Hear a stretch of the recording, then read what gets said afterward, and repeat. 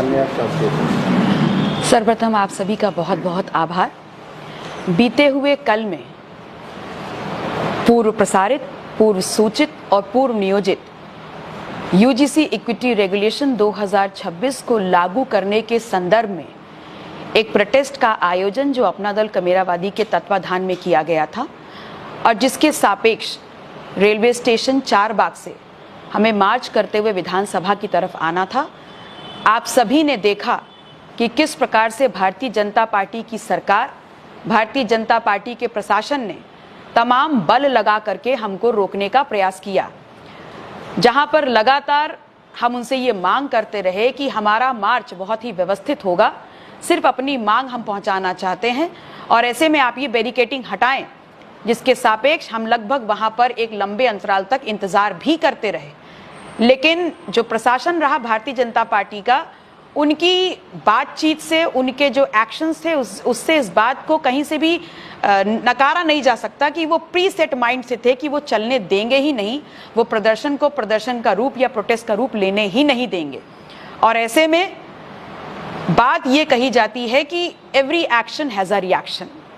हमारे समस्त लोग रेलवे ट्रैक की तरफ गए और जहां पर हमने अपनी मांग को, जायज़ मांग को, कि इस देश में जो तमाम उच्च शिक्षा संस्थान हैं और जो यूनिवर्सिटीज़ हैं, वहाँ पर वंचित वर्ग के बच्चों की पढ़ाई और ज़िंदगी, उनके खिलाफ हो रहे जातिगत भेदभाव को रोकने के लिए, इस शोषण को रोकने के लिए यूजीसी इक्विटी रेगुलेशन को अविलंब लागू करा जाए, इस बात के समर्थन को पुनः दोहराया। जो प्रशासन रहा, मैं उनसे सवाल पूछना चाहती हूँ कि क्या किसी भी स्थिति और परिस्थिति में उनके लिए संभव था कि इतनी बड़ी जो संख्या वहां पर एक हुजूम के रूप में, प्रोटेस्टेंट्स के रूप में उतरी थी, वो उनको रोक पाते या हटा पाते? और ऐसे में एक जिम्मेदार लोकतंत्र के नागरिक होने के नाते, जनप्रतिनिधि होने के नाते, हमने स्वयं ही, जहां हमारे पास ये भी रास्ता था कि वो जो प्रोटेस्ट था वो उग्र भी हो सकता था, ऐसा भी हो सकता था कि अगर तानाशाही प्रशासन और करती तो शायद कोई बड़ा घटनाक्रम हो जाता, हमने खुद ही हिंसक रूप ना लेने पाए ऐसा प्रोटेस्ट। इसलिए स्वतः संज्ञान लेते हुए हम सब ने लोकतांत्रिक व्यवस्था में अपने लोकतंत्र को बचाते हुए अहिंसा का रास्ता चुनते हुए वहां से उतर करके आगे मार्च करना शुरू करा। और जब हम ये समझ गए कि अब वो आगे नहीं मारेंगे, आगे हमको नहीं जाने देंगे, तो हमने स्वतः गिरफ्तारी का ऑप्शन उनको दिया। उन्होंने हमारी गिरफ्तारी करी और इको गार्डन में भी हम लोग तब तक रहे जब तक उन्होंने नहीं कहा कि अब आप जा सकते हैं। सबसे बड़ा सवाल यह है कि वो प्रोटेस्ट जो कर रहा था, वो इस देश में लोकतांत्रिक व्यवस्था में एक चुना हुआ जनप्रतिनिधि, और वही उसी प्रक्रिया से चुना हुआ जनप्रतिनिधि जिससे एक सीएम आता है, जिससे एक मंत्री आता है, जिससे एक उप मुख्यमंत्री आता है, उसी प्रक्रिया से चुना हुआ एक जनप्रतिनिधि था। और मेरे पास ये अधिकार है कि मैं अपनी बात को मुखरता से कह सकूं। वो बात हमने कही, लेकिन उसके बाद आप बहुत से पत्रकार बंधुओं के माध्यम से हमको पता चला कि एक एफआईआर दर्ज कर दी गई है। चलिए, आपने एफआईआर दर्ज करी, लेकिन अब सवाल ये उठता है कि एक जनप्रतिनिधि वंचित समाज का, वंचित समाज, दबे शोषित समाज के हक और अधिकारों के लोग जब सड़कों पे उतरते हैं तो आप बैरिकेडिंग लगाते हैं। वहीं जब उस यूजीसी इक्विटी रेगुलेशन का विरोध करने के लिए लोग सड़कों पे उतरते हैं तो आप रास्ता साफ कराते हैं और आप एस्कॉर्ट की भूमिका में आ जाते हैं। मैं सिर्फ इतना कहना चाहती हूं कि अगर एक जनप्रतिनिधि वहां पर था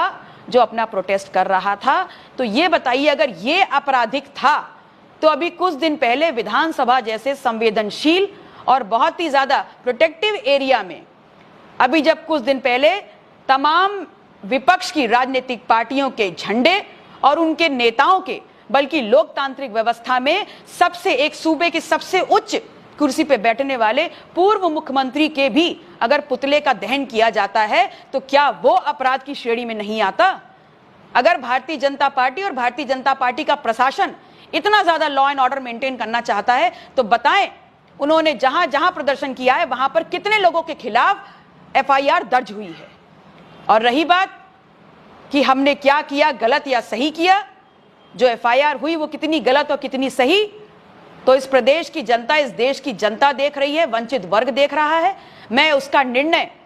समाज पे छोड़ती हूं, वंचित वर्ग पे छोड़ती हूं और न्यायपालिका पर छोड़ती हूं। करते करते एकदम से याद आया कि आज योगी सरकार के मंत्रिमंडल का विस्तार भी हुआ है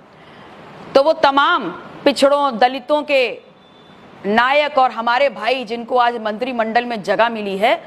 उनको तहे दिल से शुक्रिया अदा करती हूँ, उनको शुभकामनाएं देती हूँ। और इसलिए दे रही हूँ क्योंकि अगर वंचित समाज सड़कों पे प्रोटेस्ट नहीं कर रहा होता तो आज उस लिस्ट में उनका नाम सुनिश्चित नहीं होता।